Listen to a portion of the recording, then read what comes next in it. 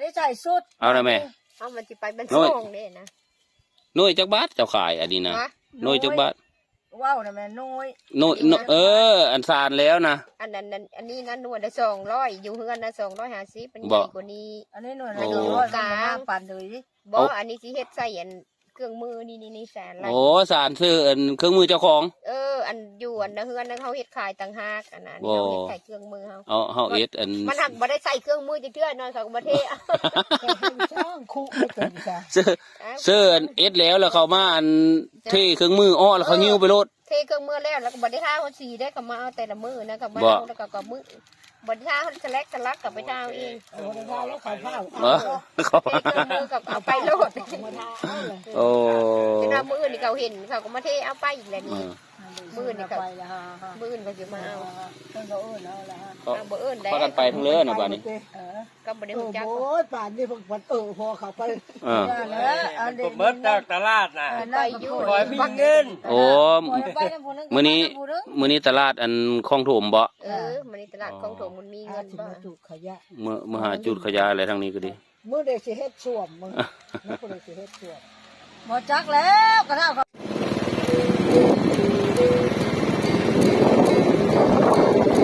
สบายดีพี่น้องของเราก็อยู่เสียงเราสบายดีพี่น้องทางฝั่งซ้ายสปปลาวพี่น้องทางโซนยุโรปและพี่น้องประเทศไทยบ้านเราพี่น้องทักทายสบายดีพี่น้องFCพี่น้องก็ได้เดี๋ยวพี่น้องจะทักทายสบายดีพี่น้องFCนะครับทางใหม่และคนเก่าขอบคุณคนที่เจอพี่น้องไปคนที่เป็นเรื่องของเราเจออยู่เซลล์เนาะรับคลิปนี้ขออนุญาตพาพี่น้องมาลองอีกก็เต็มที่ไม่รอทางห้ามนำกำมาพี่น้องเดี๋ยวขาลงเลยละพี่น้องห้ามนำกำมาขี่รถเลาะทางบ้านปากปักเนาะพี่น้องเนาะเบิ่งบรรยากาศก็ในความรู้สึกเนาะการพัฒนาหรือว่าถนนทางอะไรหรือว่าใส่ใดอยู่นะโอเคอยู่พี่น้องเลาะไปไม่ได้มีเลือกนะจำได้เห็นผู้สาวมาตั้งกองเนาะขี่รถล้อผู้สาวก็ละพอบอกมันเป็นอย่างไรวะนะไม่เป็นแบบนั้นเลยเอาละพอผู้สาวล้อแก้มหางบอกเนาะพี่น้องโอ้ยผมมีแล้วเอามีท่านี้แล้วก็ผู้สาวนี่ประมาณนี้ส่วนยางเขาก็กำลังง่ายเลยพี่น้องเลย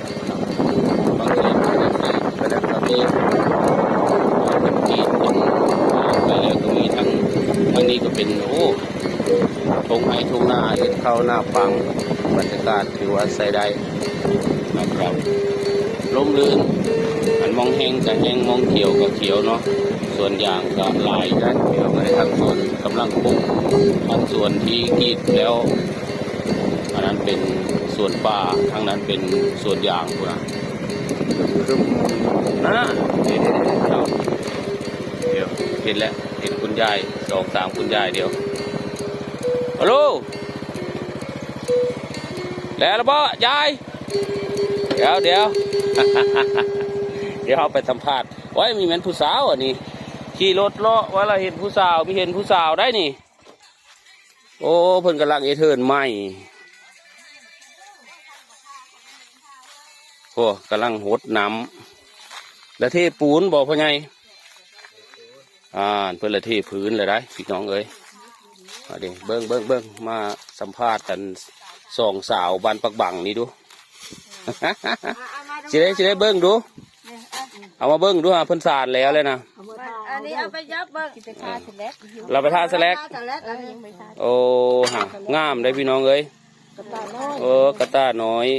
เสื้อขมากก็ได้เสื้อเฮ็ดก็ได้เสื้อมันเลยก็ได้โอ้ยเฮ็ดก็ได้อยู่มันอะไรมันน้อยพอมันหลากหลายเสื้อเฮ็ดพอเลยไว้คันเต็มนี้แล้วพอแห้งอย่างนี้จากบ้านฮะเพิ่นขายจากบ้านคันเพิ่นเอแล้วเนี่ยนั่นน่ะอันนี้นะ200โอ้200บ่ได้พี่น้องเอ้ยคำมันใหญ่กว่านี้250ใหญ่อยู่แบบว่าอันยังมึง แบบนี้ ทาเสร็จแล้ว ใหญ่กว่านี้ละ200 สะบันเฮ่เด้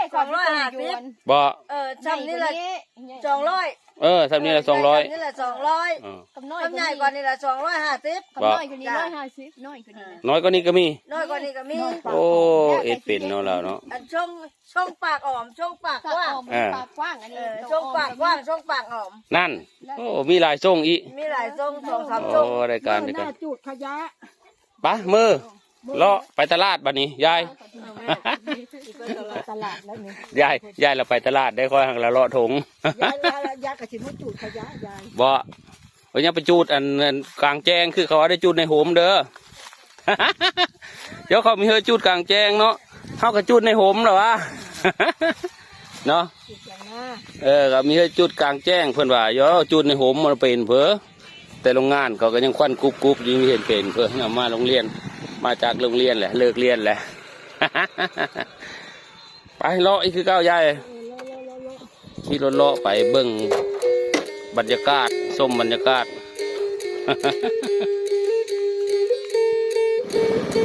อันนี้ก็เป็นที่โอ้เบิ่งพี่น้องอันนี้จุดหนึ่งเนาะที่เพื่อนกำลังเอ็ดตะกอบหรือเอ็ดน่าจะเป็นตะกอไว้เถอะไว้เชื่อหินเอ็ดกำแพงเอ็ดอันกันพังกันตะลิ่งพังพอเพื่อนเอ็ดถนนได้พี่น้องเลยเอ็ดทางแคมกำแต่ว่าตอนนี้มันยังลงไปไม่ได้ดอกพี่น้องเดี๋ยวพาพี่น้องมาเบิ่งซะก่อนโอ้การพัฒนาเนาะความเจริญก็เริ่มเข้ามาหลายได้อันนี้ก็ส่วนอย่างเพื่อนกีดแล้วหรือว่าเพื่อนได้กีดแล้วนะอันนี้ส่วนอย่างเพื่อนได้พี่น้องเอ้ยนี่นะครับพี่น้องล้มลื่นนะล้มลื่นเย็นสบายก็มีแน่นว่าแล้วกระแดงกระดอเนาะมันมีกระแดงได้เพราะมันอยู่แคบน้ำเด็กหลายอย่างก็มีสวยงามแล้วขี่รถล่องรถตัดเลยยี่ห้อภาษาพอจะพูดเอาขี่รถล่องตามภาษายี่ห้อภาษาอันนี้ก็เดินทางนี้กันโอ้ขับได้พี่น้องบ้านในป่าบ้านเล็กในป่าใหญ่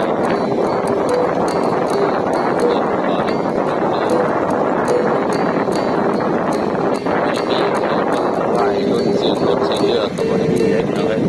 ทางนี้ก็จะเป็นไอ้หน้าแน่ส่วนยางแน่ไอ้งานจอเมืองจันทร์ก็มีงานเก็บไข่ได้นี่มีนี่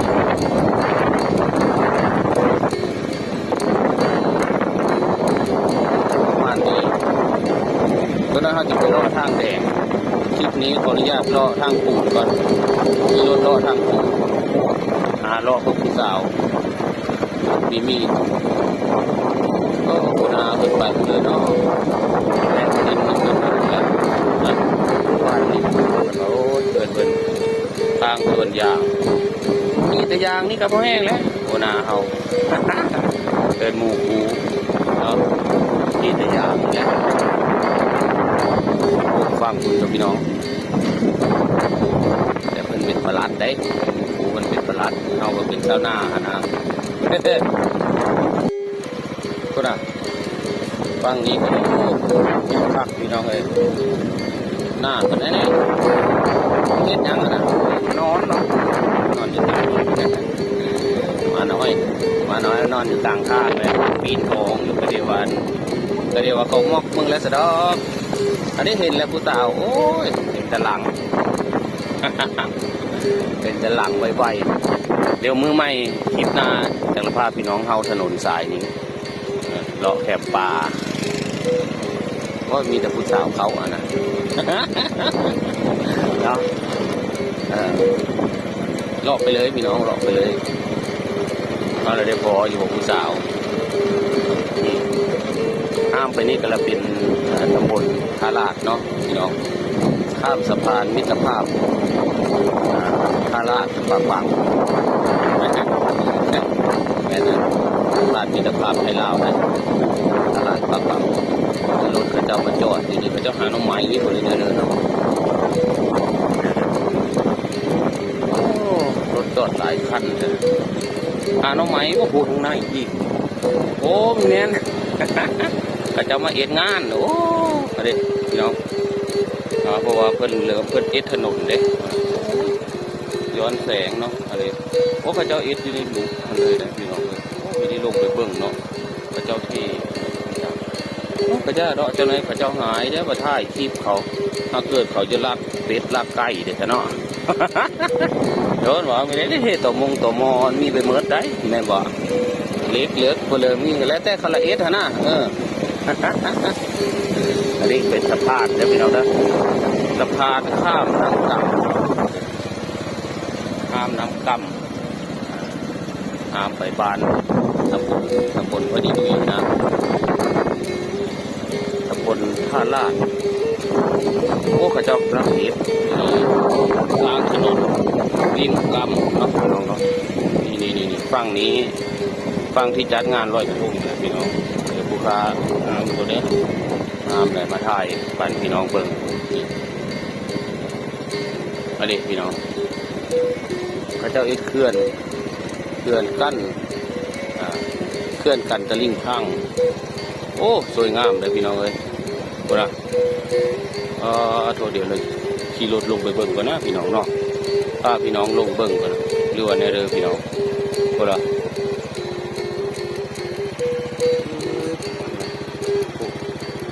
สุดทั้งคุณยังเงินตีอันเสาเข็มปกอยู่ปะเดี๋ยวเอาขี่รถเลาะเบิ่งเนาะพี่น้องเนาะขี่รถเลาะเบิ่งไปเถอะมันสุดรถนะก็พี่น้องเห็นนั้นการพัฒนาเนาะเขตบ้านเฮาฮะละความเจริญที่มันกำลังก้าวเข้ามาฟังทางนี้ก็เราเป็นวัดเนาะพี่น้องแต่หากจะย้อนแสงจังน้อยไปพี่น้องเด้อมาวันนี้โอ้ผู้สาวมาแต่สวนได้นี่ผู้สาวเซลไปนะไปยังดูอีกไปเดี๋ยวขี่รถเลาะไปน้ำกันชมวิวทิวทัศน์เบิ่งบรรยากาศฮัลโหลชมบรรยากาศนะครับโอ้พระเจ้าก็โคนดินโคนโดนเนาะโคนหินมาลงแต่หากได้เทว่าไงกับโบสถนนนะโบสถนนได้ก็จะควันว่ามีคืออันตะปูกระโดดนะจะมีโบสถน้ำเสือขับรถจะเป็นถนนแดงได้บาดเขาคอยว่าเขาเอาตะปูแปดมาโอยเสือแห้งได้นะอันนี้เป็นถนนเรียบป่าเนาะเพราะว่าแถวนี้เราเป็นป่าดอนหอเนี่ยพี่น้องเลยเป็นป่านะมีถนนแดงเดี๋ยววันที่15ยังมาถ่ายคลิปแถวๆนี้นะมาถ่ายคลิปไม่พัสรีเนาะแล้วมาลงได้มารับมาเดี๋ยวเป็นดอนปูตาเพิ่นศาลาปูตาเพิ่นนะพี่น้องโอ้ดอนปูตาครับได้พี่น้องเลยเย็นเอามาแถวนี้เพราะป้าไม้ได้ขนาดพี่น้องเราสังเกตมีเม็ดฝนตกได้พี่น้องเอ้ย อันนี้เป็นทางปูนเลยได้นี่นะแต่มันแดงย้อนนั้นรถเพิ่นฝนดินฝนนั้นเหยียบเนาะเหยียบน้ำเหยียบที่ตรงขึ้นมาแดงสลือนะทางปูนได้เป็นทางดินแดงได้คือนะฮะแต่ทางดินแดงหรือว่าปูน เอาก็เรื่องโอ้ยลมพี่น้องเอ้ยเอาก็พี่ครับรถเดียวเลยพี่น้องเอ้ยเศร้าหนึ่งทางนี้เป็นป้าพี่น้องป้าที่มันเหลือน้อยแล้วต้องอนุรักษ์ไว้ป้าดอนหอกเลยก็พวกไม้ก็ง่ายอยู่ได้อันนี้เป็นจุดพักเนาะจุดพักของทีมงานสังหรือว่าเจ้าหน้าที่ที่เพิ่นกำแพงกันตะลิ่งพังอะไรพระเจ้าก็มาอยู่นี่เลยมาพักอยู่นี่เลยว่าไงจะมีรถไมโครน้อย เนาะคักเป็นบรรยากาศที่คือผมเอาอะไรมาหาไม่ได้ในเมืองใหญ่เนาะแต่เฮากะถ่ายให้พี่น้องได้เห็นได้เบิ่งได้ชมว่าตอนนี้ก็กำลังพัฒนาในที่นี้ก็คือ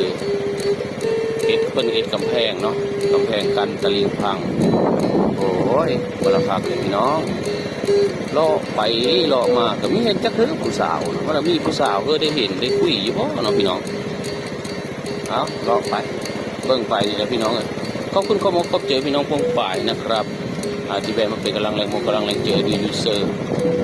ขี่รถเลาะบ้านมื้อนี้ไม่ได้เลาะถงเลาะบ้านเลาะกำไม่ได้เลาะถงได้เบิ่งบรรยากาศป่าเย็นหูเย็นตาเนาะป่าคักแท้นะเขาเจอพี่น้องกองฝ่ายดูที่ไปงานด้วยการอยู่ทางกรุงเทพกรุงไทยเนาะพอได้เห็นพอได้เบิ่งความอุดมสมบูรณ์หรือว่าการพัฒนาทางบ้านนอกบ้านนาเฮาอะไรไปเรื่อยๆขับรถไปเรื่อยๆพี่น้องทางปูนได้พี่น้องเอ้ยมีอย่างนั้นได้ทางดินแดงนะเบิ้งพี่น้องเบิ้งเป็นกำลังโอ้รถใหญ่ลงไปว่าด้วยกองทรายโอ้ไปเพื่อเลย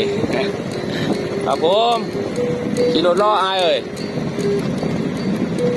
บรรยากาศก็คือพี่น้องเห็นแต่ด้วยเจ้าคือพามาทางนี้ถ้ามาเบิ่งมองเขาตีเสาเข็มมาเบิ่งจุดก่อนนะจุดยกเห็นได้ยินแต่เสียงไม่ได้เห็นได้ยินแต่เสียงตึ้งนะมาดิพระเจ้ากำลังเงินเอาเสาเข็มขึ้นนี่นะเลาะแคมโอ้พี่น้องเบิ่งรถเอาเสาเข็มมาลงและโคก็กำลังทำงานอันนี้เป็นแคมน้ำกำเลยพี่น้องเลยมาดิครับพระเจ้ากำลังอยู่น้ำกำหรือว่ากันตะลิ่งพังนะพี่น้องโอ้พระเจ้ากำลังต่อเนาะกำลังต่อเสาเข็มโอ้ธรรมดาพี่น้องพักเยอะแต่บ้านจะดูดีกว่านี้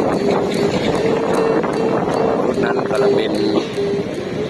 จุดที่เธอทงให้ทงหน้าได้มีสีเขียวนั่นก็คือคลองน้ำที่ผมเอาแหละคลองใส่ไก่มุดดินนะที่สูบน้ำขึ้นไปเพื่อเกษตรกรได้ทำการเพาะปลูกข้าวหน้าปังอันนี้พี่น้องกระประมาณนี้ไปนี่ก็จะเป็นทางลงไปบุ้งไปพูดแล้วเลาะน้ำกั้มไปพูดแล้วพี่น้องเลยอันนี้ก็ทางเลาะน้ำกั้มนะทางเลาะลบไปนี่เรากำลังละเอียดทางอ้อมขึ้นไปนะแต่เขามีลบไปดอกเนี่ยเขามีขับไปดอกเขามาขับมาเบิ้งเขานี้จุดนี้แล้วก็นะครับลบนะพี่น้องเลาะลบป่ะนี่รถเวคักขนาดเอาไงก็ดิโอ้เหมือนเวคักน้องก็ยังดูเนาะก็สิบายนะพี่น้องขี่รถเลาะเด็กพระเจ้ากำลังตีสตอกเสาเข็มลงปึ้งพี่น้องบ้านนอกเฮากับประมาณนี้แหละพี่น้องเลยวิวธรรมชาติก็ยังมีหลายเนาะตอนนี้เพิ่นก็กำลังปรับพื้นที่เพื่อที่จะเฮ็ดกำแพงกันตะลิ่งพังเนาะเฮ็ดเคลื่อนอะไรบ่แม่นกำแพงดอกฟังทางบ้านประบังเพื่อเลยเฮ็ดอันถนนเนาะเฮ็ดทางแคมน้ำกั้มนี่แหละมาโอ้งบประมาณหลายร้อยล้านอยู่ได้พี่น้อยเนาะ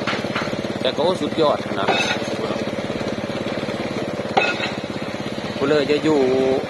แคมน้ำแคมในโอ้บางคักกันแล้วต่อไปเนาะมีเฮือนมีซ่านว่าเราตอกตึ้มลง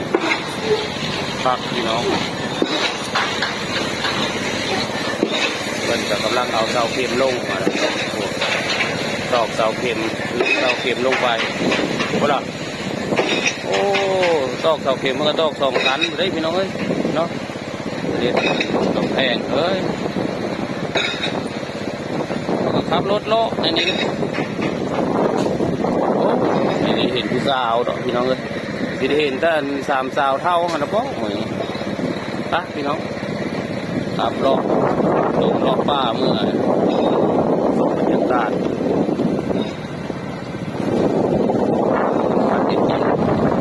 ดีๆพี่น้องก็ไม่หลายเมื่อนี้ไม่ป่าไม่แบบทาง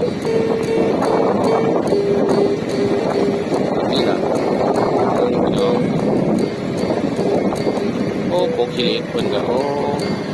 เริ่มเป็นยอดที่ได้เขาหาทางไปนำเก็บผักขี้เหล็กไปแล้ว